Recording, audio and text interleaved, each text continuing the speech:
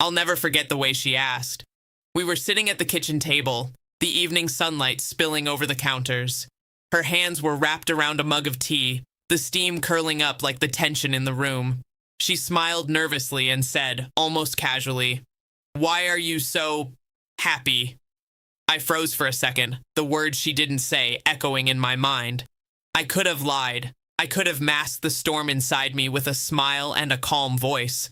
But instead, I decided to turn the tables in the most unforgettable way. I leaned back, took a deep breath, and said slowly, deliberately, with a small, ironic smile, "Because you're pregnant, and I'm not the father." The words landed like a bomb. Her smile froze mid-sip. Her hands trembled around the mug. The air felt suddenly thick, heavy, as if the entire kitchen had shrunk. I watched as her eyes widened, processing, replaying what I had just said, trying to convince herself that it couldn't possibly be true. "Wait, what?" she stammered. I didn't rush. I let her panic build, letting the weight of her betrayal hit her fully. I let the silence stretch just long enough to make her fear tangible. What do you mean?" she whispered finally, a trace of fear creeping into her voice. "I mean," I said calmly, "the truth is, you've made choices. Choices that led to this moment. And now, the moment has arrived. You're carrying someone else's child, and somehow, I'm supposed to act like this doesn't matter?" Her face went pale. The smirk she usually wore, the one that hid her guilt, was gone. Her lips trembled. She was speechless. I didn't mean," she started, but the words faltered. There was no excuse that could undo the truth I had exposed. I leaned forward slightly, letting the reality settle. "You thought I wouldn't notice. You thought I would be blindsided, broken, begging for forgiveness. But you underestimated me. I saw the signs. I knew the late nights, the phone calls, the hidden texts.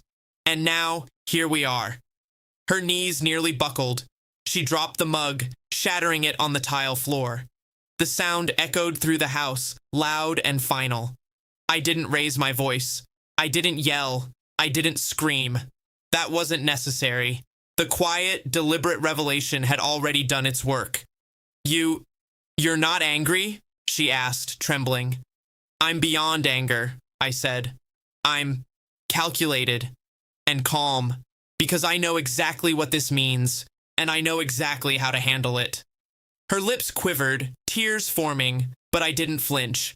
I let her sit with the consequences of her actions. The betrayal, the lies, the audacity of expecting me to accept this without response.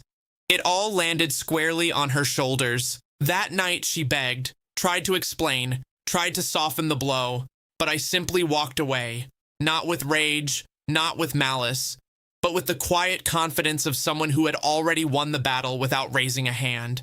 The lesson was clear, and she felt it deep down.